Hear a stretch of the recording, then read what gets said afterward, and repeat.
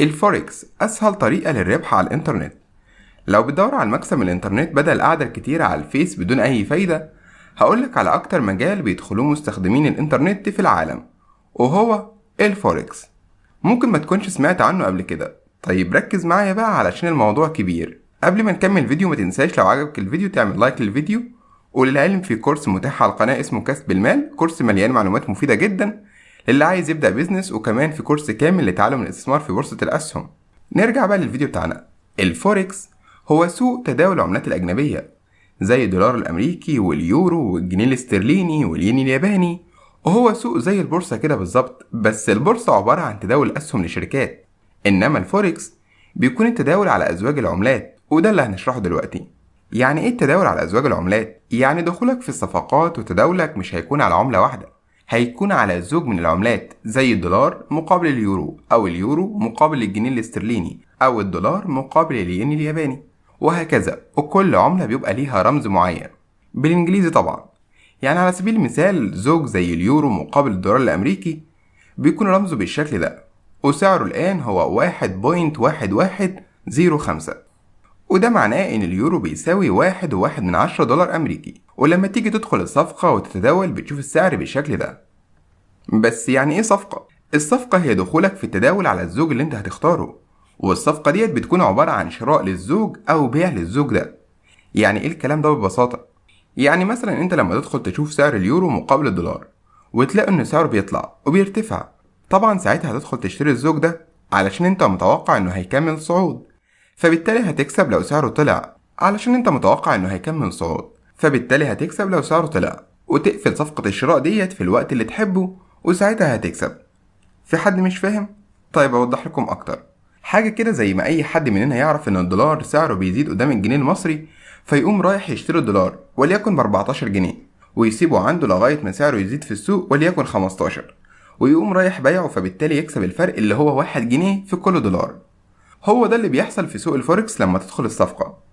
بس الفرق بقى إنك بتخلص كل المعاملات ديت قدام شاشة كمبيوتر، لأن سوق الفوركس ده سوق ملوش وجود مادي، وكله بيخلص من الإنترنت.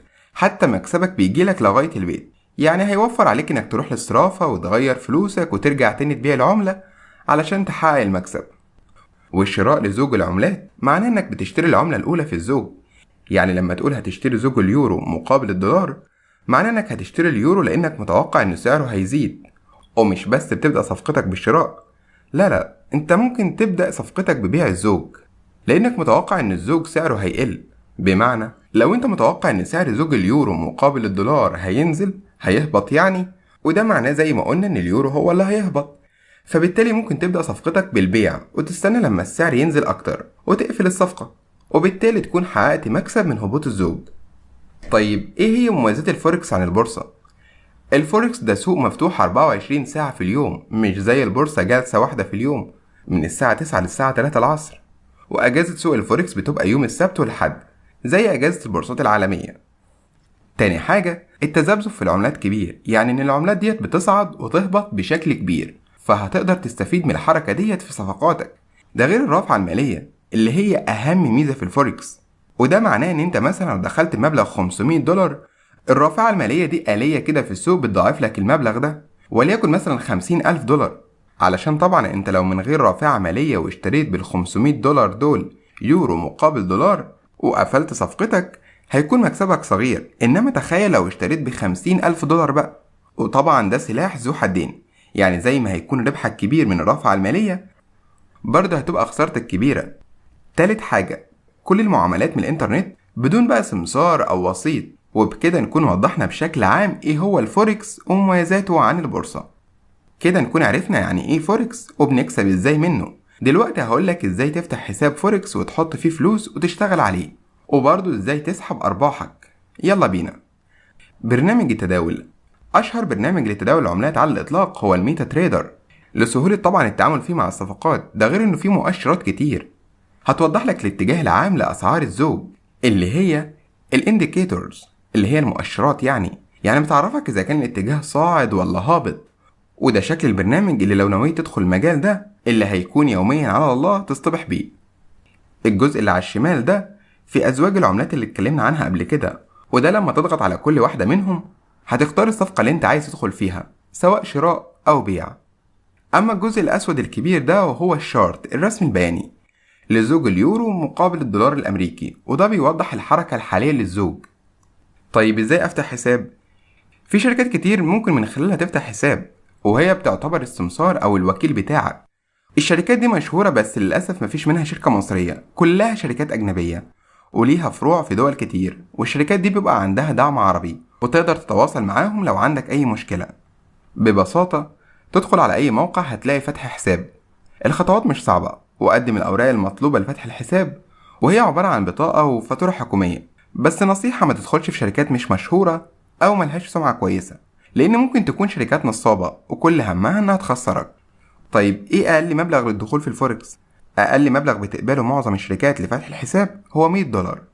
طيب إزاي أشحن حساب الفوركس؟ لما تفتح الحساب وتاخد رقمه هتدخل على موقع الشركة وهيبعتولك إيميل بطرق الإيداع في حسابك. في طرق كتير زي حوالة بنكية لرقم حساب شركة الفوركس، أو بالفيزا، أو بالبنوك الإلكترونية، بس أسهل طريقة للإيداع هي الفيزا. وأول ما تدخل على الموقع وتشحن حسابك ب$100 مثلا، هينزلوا في حسابك في نفس الوقت وتبدأ بالتداول. ولما تحقق أرباح برضه هتدخل على الموقع وتعمل طلب لسحب الربح، وهتختار برضه إن الربح ده يجيلك على حسابك البنكي في مصر أو الفيزا.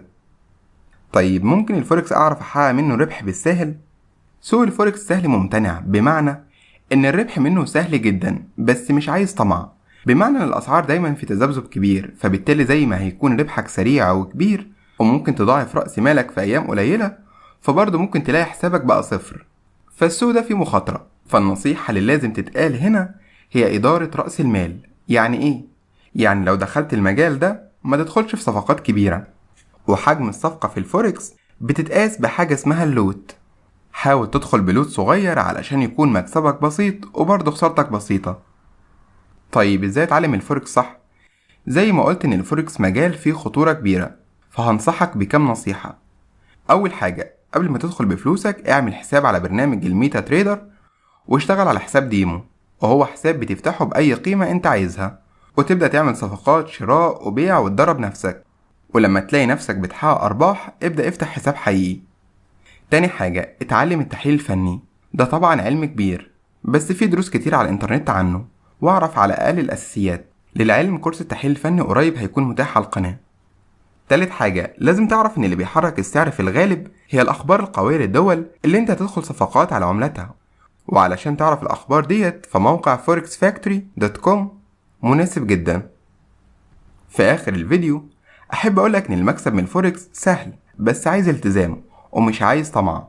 وطبعا الكلام في الفوركس مش هيخلص في فيديو واحد.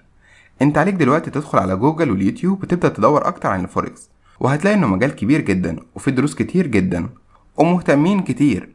أتمنى يكون مجال مربح بالنسبة لك وتستفاد من قعدتك على النت. ما تنساش لو عجبك الفيديو تعمل لايك للفيديو وسبسكرايب للقناة وفعل جرس التنبيهات علشان يوصلك كل جديد أول بأول. السلام عليكم.